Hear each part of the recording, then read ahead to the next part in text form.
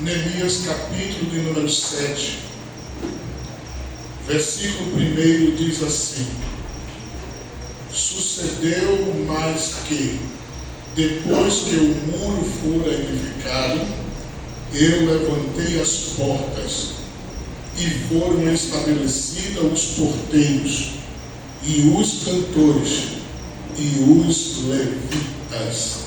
Quantos dizem amém? Amém? Apenas só para estarmos recapitulando, nós viemos ao longo desses dias, desses ensinos bíblicos, falando sobre vivendo como Neemias no século 21. Nós vimos de que, à luz das Escrituras, Neemias, aqui nós entendemos de que ele era um homem intercessor. E nós vimos de que a intercessão, ela nos faz sentir a dor do outro, a dor de nossos irmãos. O apóstolo Paulo vai dizer à igreja em Roma de que devemos nos alegrar com os que se alegram e chorar com os que choram. Então isso denota, no âmbito da intercessão, sentirmos a dor do nosso irmão. Também Jesus nos ensina a sermos intercessores. Jesus intercedeu pelos seus discípulos na sua oração sacerdotal, pedindo ao Pai que não tirassem eles do mundo, mas que livrassem eles do mal. Também nós vimos de que Neemias, além de ser um intercessor, Neemias também, ele estava debaixo da vontade de Deus, estava inserido dentro da vontade suprema do Senhor, tendo em vista de que ele recebeu a oportunidade que o rei lhe franqueou, mas ele optou primeiro orar ao Senhor. Então isso mostra que ele estava debaixo da vontade de Deus. E uma vida debaixo da vontade de Deus é uma vida que não faz mais o que quer. Embora a carne, embora o sistema, embora os prazeres da vida venham querer nos derrubar, venham querer fazer com que venhamos a nos prostrar. Mas o crente que está debaixo da vontade de Deus, ele supera todos esses obstáculos. Quem diz amém? Amém. Também nós vimos de que Neemias, além de intercessor, além de estar debaixo da vontade de Deus, ou ser dependente de Deus, Neemias levava as coisas de Deus a sério. E nós vimos aqui que levar as coisas de Deus a sério, primeiro é entender que a obra do Senhor não é democrática, ela é teocrática. Ou seja, não é o que eu quero, o que eu penso, o que eu acho. É o que Deus quer, é o que Deus pensa, é o que Deus determinou. Também nós olhamos e vimos de que Neemias, além de ele ser intercessor, dependente de Deus, levar as coisas de Deus a sério, também nós vimos de que Neemias, ele era prudente, ele perseverava. E essa perseverança, essa prudência de Neemias pode também ser colocada em prática nos dias de hoje. O crente, ele deve, por necessidade, viver uma vida de prudência. O próprio Jesus disse que devíamos ser simples como a pomba e prudente como as serpentes. Também o apóstolo Paulo vai dizer que tudo é com ordem e decência. Então, nós temos que entender de que a vida cristã, ela não é uma vida de fanatismo, ela não é uma vida de legalismo, ela não é uma vida que a pessoa perde o sentido das coisas. Muito pelo contrário, é uma vida equilibrada, é uma vida de equidade, é uma vida aonde o nome do Senhor tem que ser glorificado através nossas vidas. Quem diz amém por isto? Mas hoje nós estaremos falando mais sobre um ponto que nós podemos aprender com Neemias. E está no versículo 1 do capítulo 7. O texto diz assim: sucedeu mais que, depois que o muro fora edificado, eu levantei as portas. E o que ele fez mais? E foram estabelecidos os porteiros. E é sobre este ponto que quero falar nesta noite. Neemias não se preocupou somente com a reconstrução dos muros, que tinha o seu representativo em 3 pontos, ou em 3 âmbitos. Os muros representavam ali limites.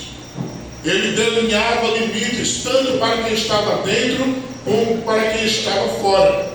Os muros também representavam ali espaço territorial. Espaço territorial também pode ser visto como local de regras, local de disciplina, local de conduta. Dentro das muralhas regia-se regras, regia-se leis, regia-se uma conduta. E aí nos faz lembrar do filho pródigo, que preferiu sair da casa de seu pai. E a Bíblia diz que ele foi para uma terra longínqua. Uma terra longínqua dá a entender de que ele foi para outras jurisdições, para outras regiões, saindo da região que ele estava, saindo sobre o domínio, sobre a lei, sobre as regras, sobre a conduta que o pai estabelecia sobre ele na sua casa. Mas louvado seja o nome do Senhor, que ele entendeu que a região, o espaço territorial que ele estava decaído, não era o seu lugar. Ele voltou para a casa do pai e houve restauração.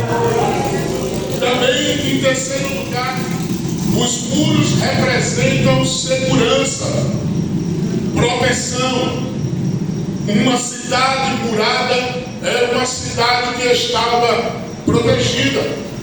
É por isso que Nabucodonosor, quando invadiu, derribou os muros, mostrando que aquela cidade agora não tinha mais segurança na visão humana falando. Mas Deus nunca perdeu o controle. As muralhas podem ter caído, as muralhas naturais, mas as muralhas espirituais continuam de pé, porque Deus está no controle. Mas, meus irmãos, quando nós olhamos para isto, nós vemos de que Neemias não se preocupou só com os muros. Neemias se preocupou também com as portas. E por que Neemias se preocupa com as portas? As portas têm um significado literal de acesso, de entrada e saída. Portas denota aonde está o acesso. Um local sem porta dificulta para alguém entrar ou alguém sair. Então a porta literalmente tem a sua condição, o seu significado de entrada e de saída. E olhando para isso, nós vemos de que Neemias sabia o que estava fazendo. Neemias tinha uma maturidade muito elevada. Neemias entendia de que portas de acesso eram portas que foi por onde o inimigo entrou. E foi por onde o inimigo teve acesso e destruiu. Então ele também agora reformula, ele restaura, ele reconstrui, ele refaz as portas. Deixa eu abrir parênteses aqui. Muitos se preocupam em querer levantar as muralhas, delineando limites, delineando espaço territorial, delineando proteção. Mas não podemos esquecer das portas de acesso.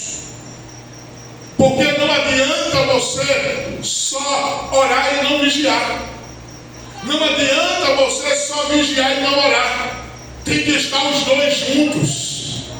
Muros e portas, oração e vigilância, leitura da palavra e vigilância. Porque se não estiver nessa conectividade, nessa comunhão, certamente uma das áreas será afetada. Quem diz amém? Amém. Então, o que a Bíblia diz acerca das portas? Mateus capítulo de número 6. Veja aí por gentileza, Mateus capítulo de número 6. Mateus 6 e 6 diz assim a palavra do Senhor: mas tu, quando orares, entra no teu aposento e fecha a tua porta.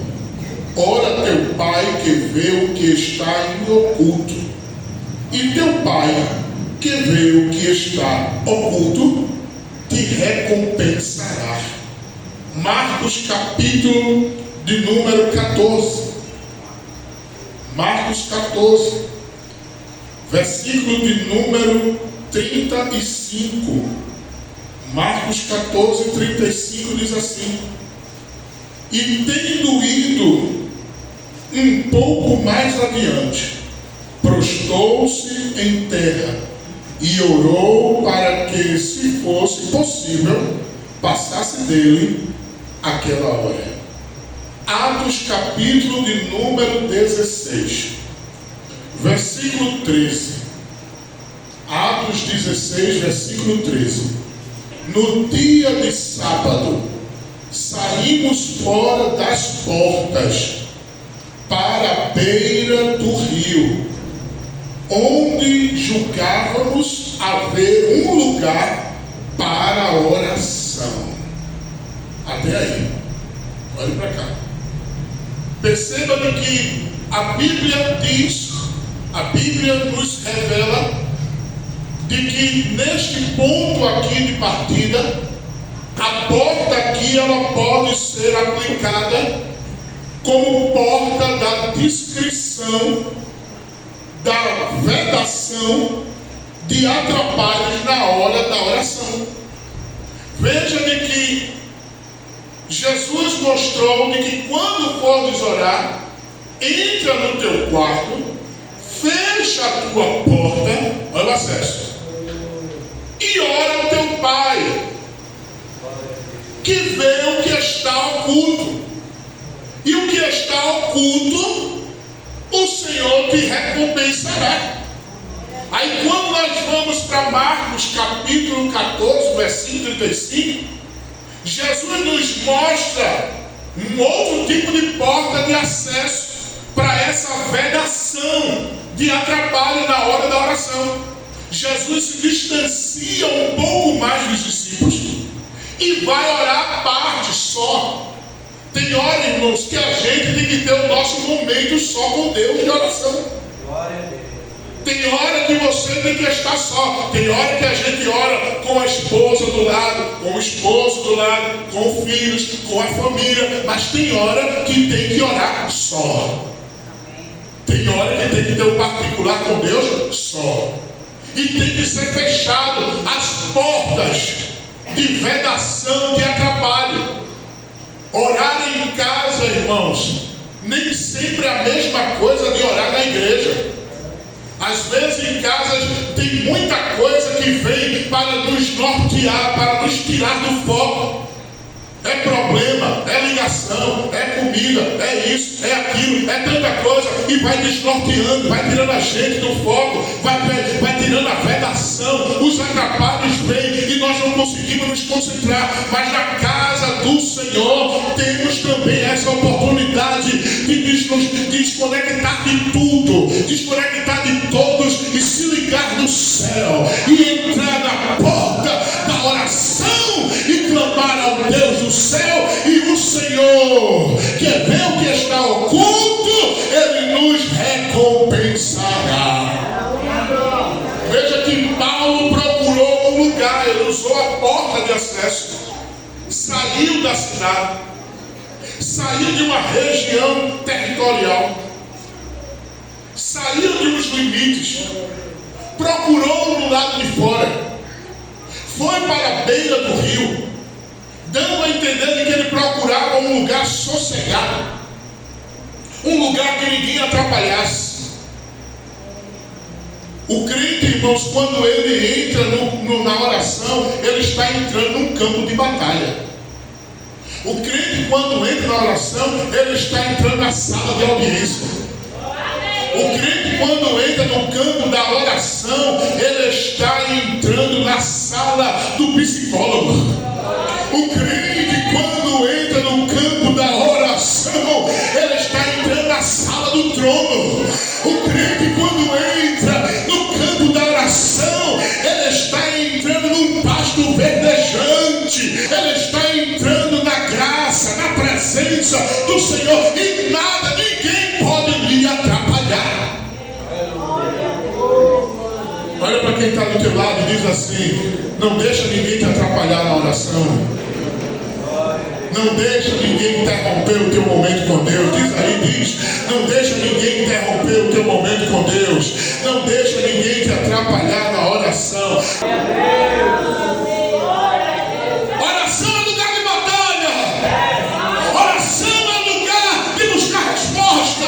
Oração é lugar de ouvir Deus falar. Oração é lugar de se debruçar, chorar, se derramar, dizer: Senhor, eu estou aqui, Senhor, tenha misericórdia. Oração não é caixinha de receber bênção, não, irmão. Oração é lugar do crente se desarmar, o crente se desarmar, se derramar na presença do Senhor e dizer: Senhor, na presença dos outros eu tenho um perfil, mas na tua presença eu não consigo me esconder, eu não consigo se esconder de ti. Na tua presença eu estou aqui, Pai. Você pode ter eloquência na pregação, você pode ter um timbre de voz muito bonito no louvor, você pode até fazer uma linda oração na presença de muitos, mas é na oração, no altar, dentro da sala de audiência, a sala do trono, que você se derrama, que você se quebranta, chora, geme na presença do Senhor. Às vezes não tem nem palavras para falar, às vezes não tem nem palavras bonitas para dizer, só vai dizer: Jesus, Jesus, Jesus, Jesus, vem cá, Jesus. E tem hora que não sai nem palavra, é só gemendo, é só gemendo. Mas Jesus te entende, Jesus te entende nesta hora. Sabe por quê? Porque sabe que você entrou no altar despido.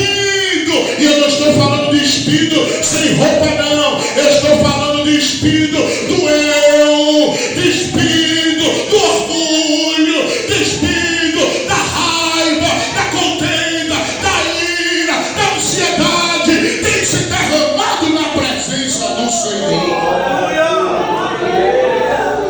Quem entra na oração, irmãos, entra ansioso e sai leve.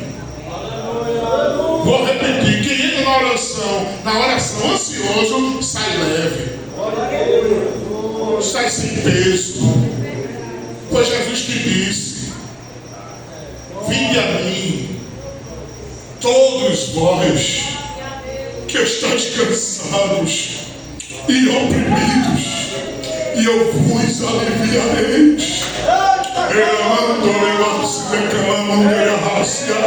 O Senhor esta noite está te dizendo: a tua ansiedade vai ser curada nos meus pés, diz o Senhor. A tua ansiedade vai ser curada, tu de joelho orando. A tua ansiedade vai ser curada, tu clamando a mim, diz o Senhor. A tua ansiedade vai ser curada, tu gemendo nos meus pés, diz o Senhor. Me busca, desce, ora, me busca, e eu vou te aliviar, eu vou te dar paz, eu vou te dar alegria, eu vou te dar ânimo. Tu tem que descer.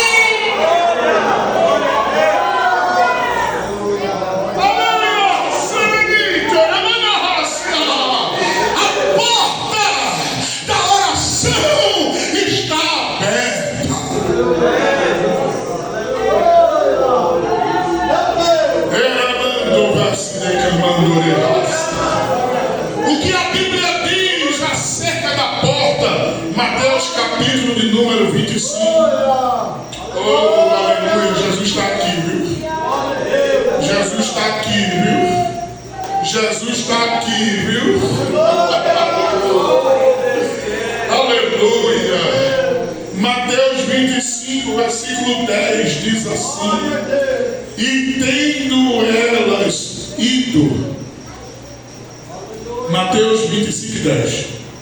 E tendo elas ido comprá-lo, chegou o esposo, e as que estavam preparadas entraram com ele. Diga, entraram com ele para as bodas. Diga comigo, e fechou-se a porta. Diga, essa porta era a porta da graça.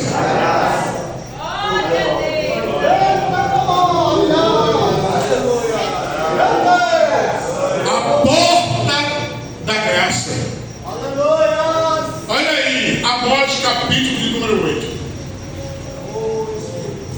A porta da graça ainda está aberta, mas vai chegar uma hora que ela vai fechar. A porta da graça. Amós capítulo de número 8, versículo 11 e 12 diz assim: e eis que vem dias, diz o Senhor Jeová, em que enviarei fome sobre a terra, não fome de pão, nem sede de água, mas de ouvir a palavra do Senhor. E irão errante de um mar para o outro mar, e do norte até o oriente, correndo por toda parte, buscando a palavra do Senhor, e não, o que, irmãos? E não acharão. A porta da graça vai fechar. Ela está aberta, ainda hoje está, mas a qualquer momento a porta da graça vai fechar. E quando a porta da graça não fecha, se eu fosse você, correria para Jesus. Porque quando esta porta da graça se fechar, não adianta mais.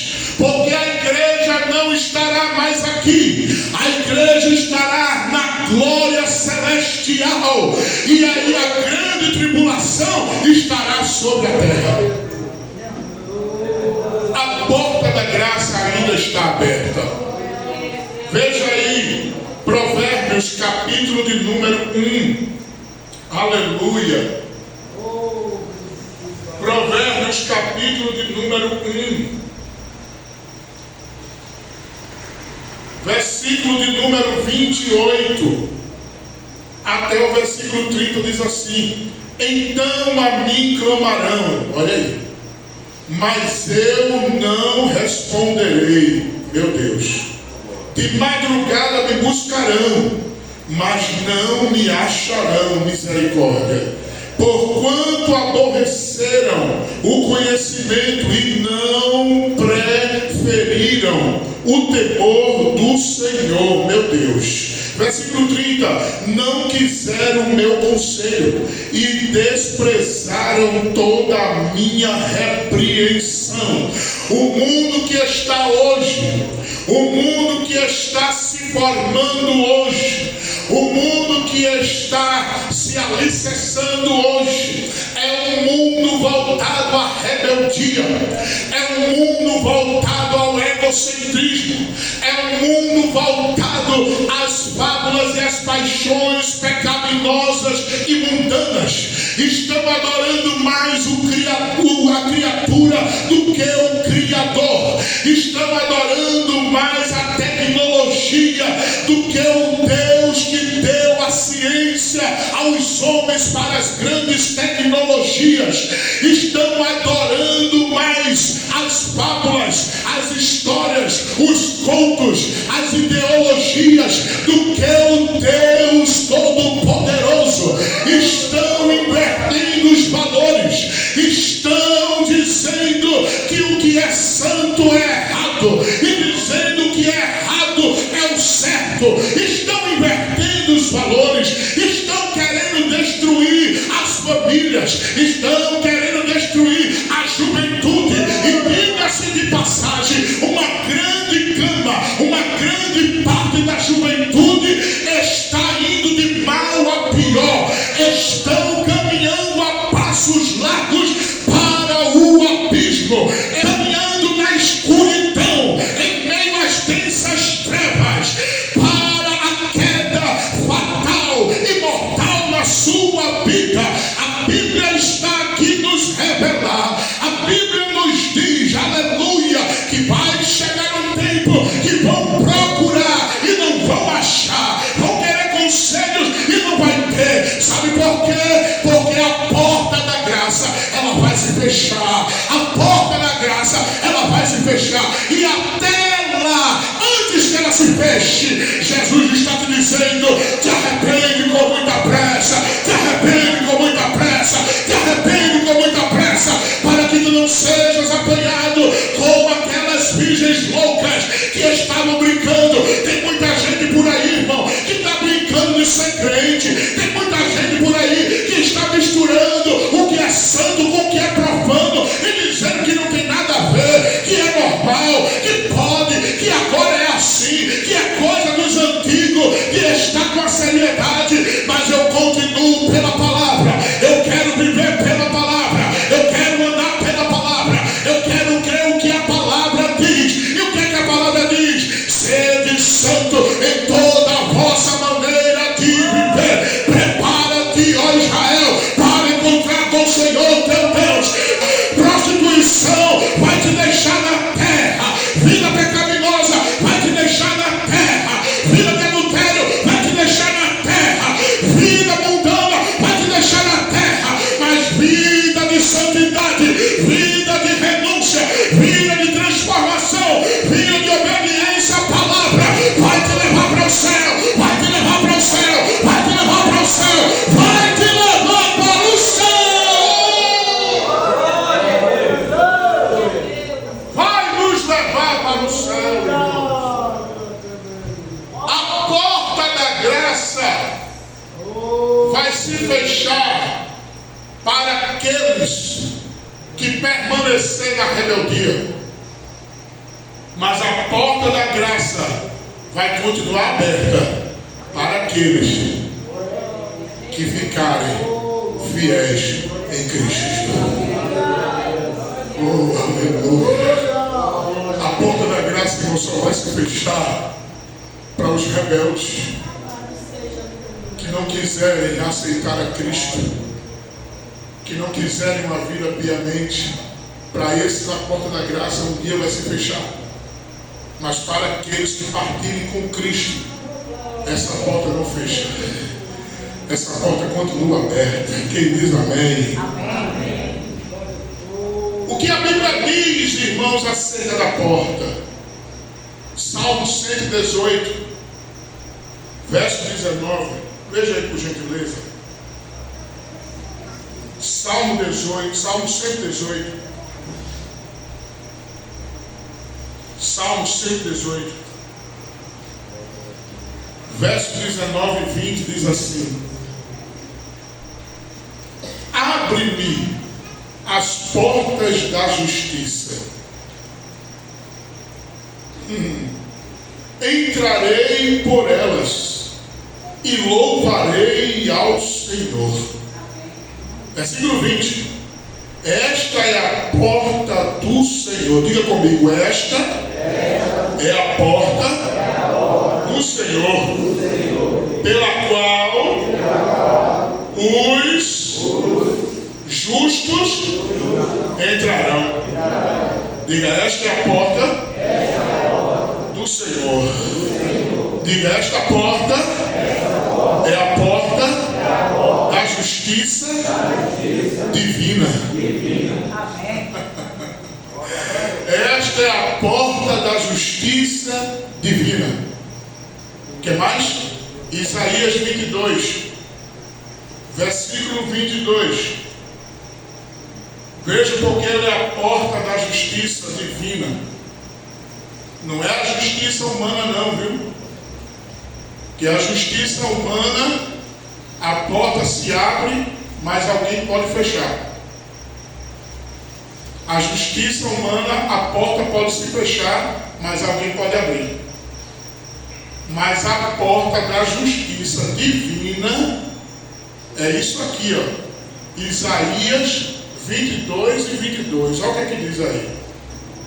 E porei a chave da casa de Davi sobre seu ombro, e abrirá e ninguém fechará, e fechará e ninguém abrirá. Glória a Deus. A porta da justiça divina não é a porta da justiça terrena. A porta da justiça terrena, alguém pode abrir, mas outro pode vir e fechar. Alguém pode fechar, mas outro pode vir e abrir. Mas a porta da justiça divina, se Deus abrir, ninguém fecha.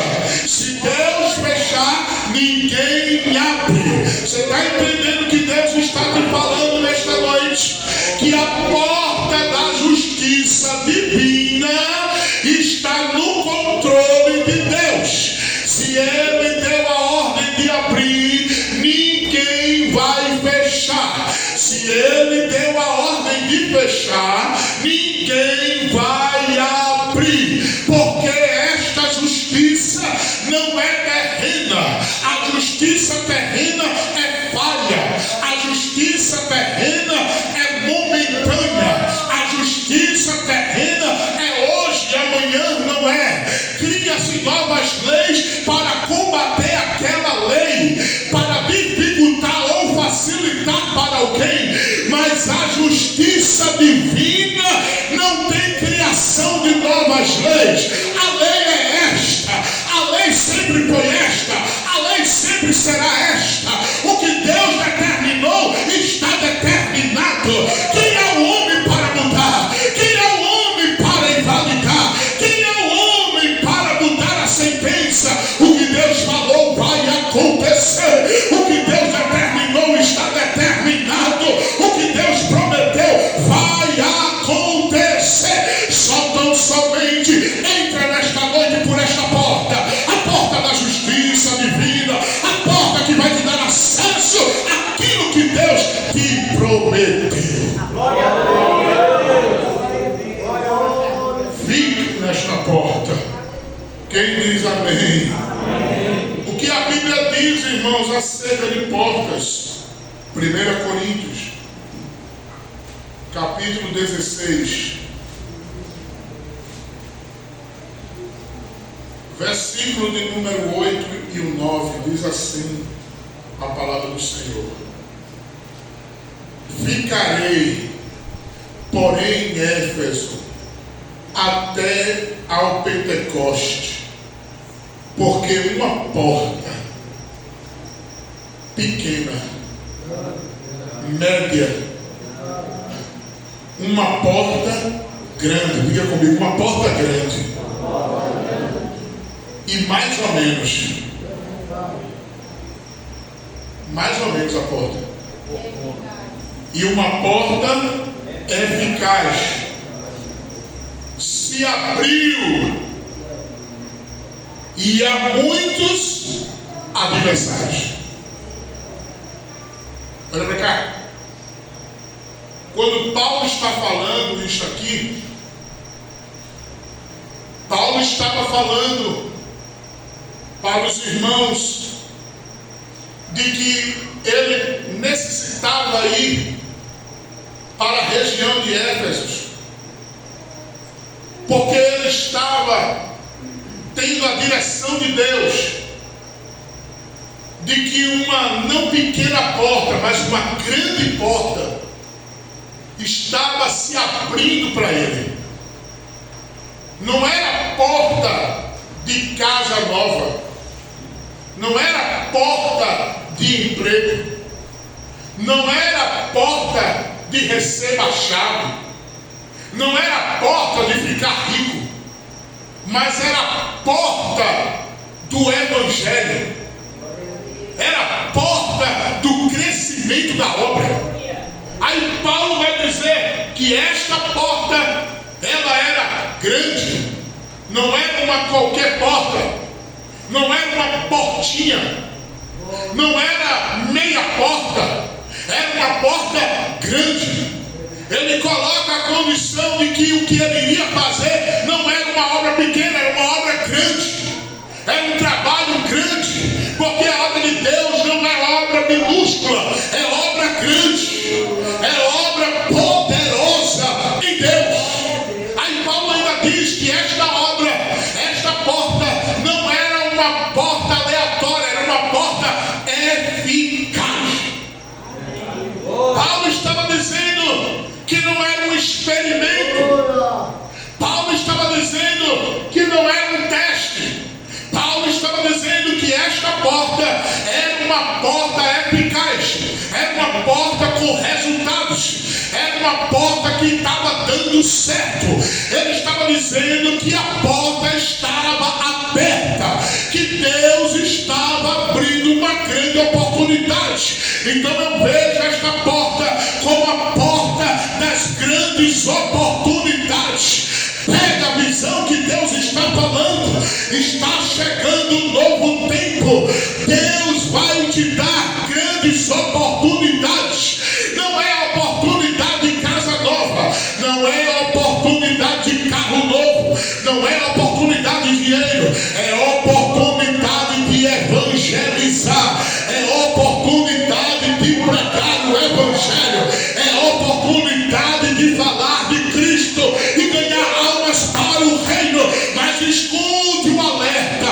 Paulo disse que teria adversários, que tinha adversários. Quem se disponibiliza a entrar pela porta grande do evangelho, a proclamar o evangelho, pode ficar certo que vai contrariar adversários para si. Vão se levantar para tentar te abater, vão se levantar para te caluniar, vão se levantar para te esmorecer, vão se levantar para colocar tristeza, para colocar medo, para fazer você retroceder. Mas Paulo disse que a porta era grande e era eficaz. Se ela é grande, é de Deus. Se é eficaz, é de Deus. E se é de Deus, entra pela porta, porque Deus vai fazer prosperar.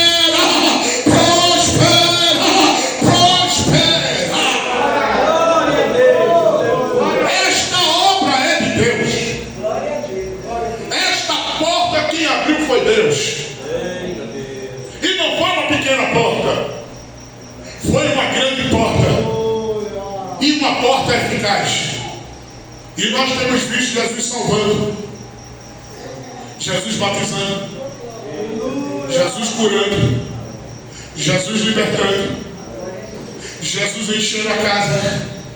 Porque essa obra não é do homem, essa obra é de Deus. Esta obra é do Senhor.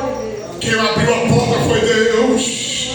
E não vai ninguém fechar esta porta. Você está ouvindo? Esta porta ninguém vai fechar. A porta do evangelho ninguém vai fechar. Essa porta só vai se fechar no dia que a igreja for arrebatada.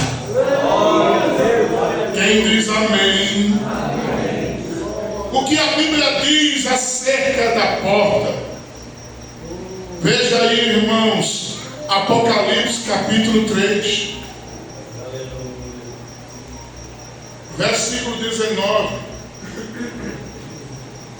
Apocalipse 3, versículo 19 e 20 diz assim: eu repreendo e castigo a todo quantos amo.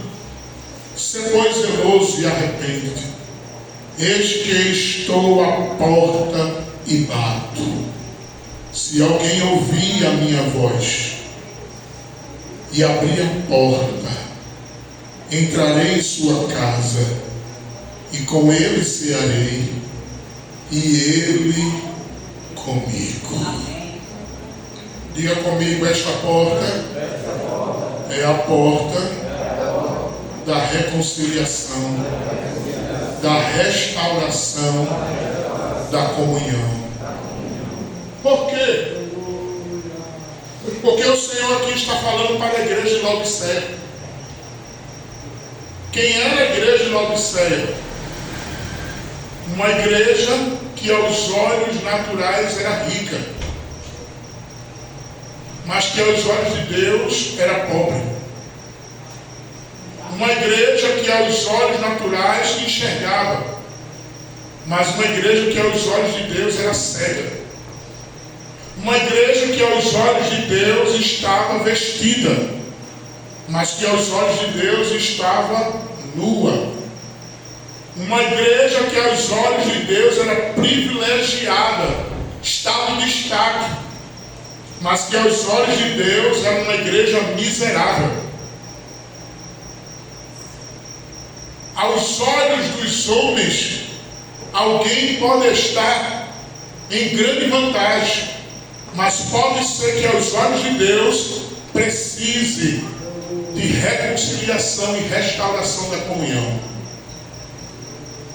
Então nós vemos de que essa porta é a porta da reconciliação, é a porta da restauração da comunhão. O Senhor diz: arrepende-te, arrepende-te, eis que estou à porta e bato. E quero vos dizer que esta porta, além de ser a porta da reconciliação, a porta da restauração de comunhão, também é a porta da decisão. Porque o texto diz: eis que estou à porta e bato. Se alguém ouvir a minha voz, decreto, entender, aceitar a repreensão, a correção, aceitar que precisa de Cristo, que precisa de salvação, que precisa de mudança. Aí ele diz: entrarei em sua casa, cearei com ele, e ele comigo. Jesus está dizendo que quando a porta é aberta, essa porta da decisão, essa porta da reconciliação, essa porta da restauração de comunhão, quando ela é aberta de dentro para fora, primeira coisa que acontece, Jesus entra. E bom é Jesus dentro da nossa casa. Bom é Jesus dentro da nossa casa espiritual. Como é bom Jesus, sabe por quê? Porque Jesus dentro da casa vai acontecer faxina, vai acontecer limpeza. Porque ele mesmo disse: entrarei, cearei com ele e ele comigo. Ninguém dá uma ceia, uma festa, sem que a casa seja arrumada. Então isso quer dizer que Jesus entrando na casa, aí é obrigatório que a casa seja arrumada. Mas não vai ser arrumada por quem está abrindo a porta, vai ser arrumada pelo dono da casa. E quem é o dono da casa? Jesus, porque ele está entrando. Quando ele entra, ele passa a ser o dono da casa. Aí ele arruma, ele tira a tristeza, ele tira a angústia, ele tira o ódio, ele tira a inveja, ele tira a vingança, ele tira os desejos de querer ceifar a própria vida, tirar a própria vida. Ele vai fazendo arrumação, ele vai restaurando, ele vai dando alegria ao homem, ele vai dando sentido de vida, ele vai dando refrigério na alma, ele vai tirando as angústias, ele vai tirando as amarras de Satanás, ele vai limpando, ele vai lavando, ele vai purificando. Aonde Jesus entra, aonde Jesus chega, tem mudança, tem mudança, tem mudança, tem mudança. Jesus quer fazer mudança na tua vida. Jesus quer fazer mudança na tua vida. Jesus quer fazer mudança. Eis que estou à porta e bato.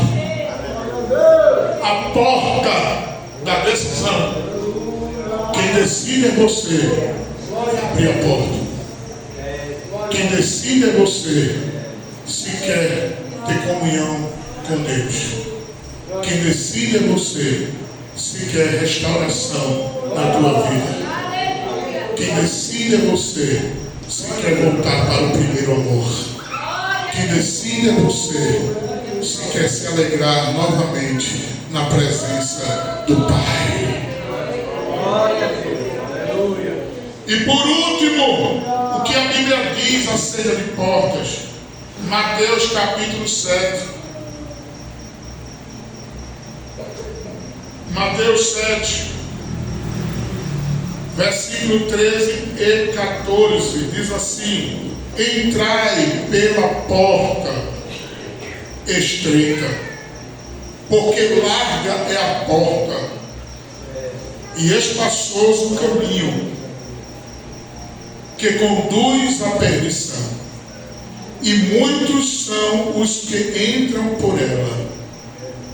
E porque estreita é a porta e apertado o caminho que leva à vida, e poucos há que a encontrem.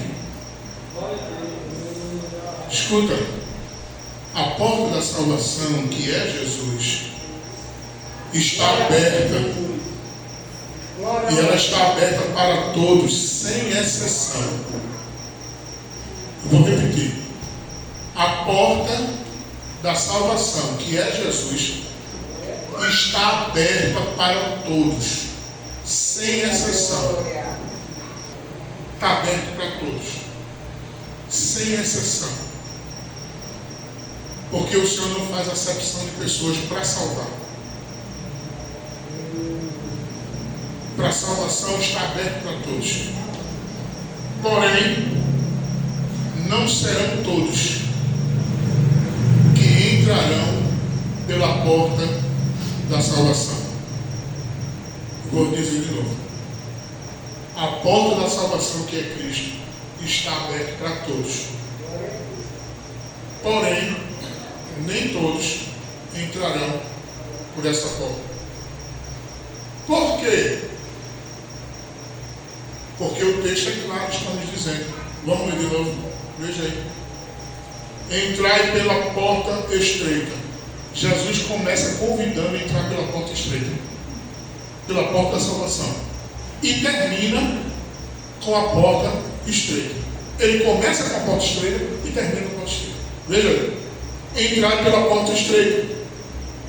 Aí ele diz: porque larga é a porta e espaçoso o caminho que conduz à perdição. E o que, irmãos? E muitos, o que? São os que entram por ela. Olha o que Jesus está dizendo. Ele começa com a porta estreita. Entrai pela porta estreita, convidando para a salvação. Porém, ele vai mostrar um contraste. Ele mostra que a porta larga, espaçosa, que é a porta do mundo, que são os prazeres do mundo, os prazeres da carne, a concupiscência, a soberba da vida. Ele diz que muitos entrarão por ela. Agora continue lendo o texto. O que é que ele diz mais? Aí ele diz assim: e porque estreita é a porta e apertado o caminho que leva à vida, e pouco há que a encontre. Jesus está dizendo que a porta da salvação está aberta para todos, mas a maioria prefere a porta da perdição, e poucos, reduzidos, encontram a porta da salvação. Então isso quer dizer que a porta da salvação está para todos, mas nem todos vão entrar pela porta da salvação, porque é uma questão de decisão. O homem decide para onde ele quer ir. Aonde é o inferno? Aonde o homem decide partir sem Cristo. Quando o homem decide partir da vida, desta vida, sem Cristo, ele vai conhecer o inferno. Mas quando o homem decide partir desta vida com Cristo, ele continua na porta estreita, entra pela porta estreita e chega no céu pela porta estreita. Quem pode glorificar o nome do Senhor? É melhor ficar na porta estreita, irmão, e ver o rosto de Jesus no dia que a trombeta tocar.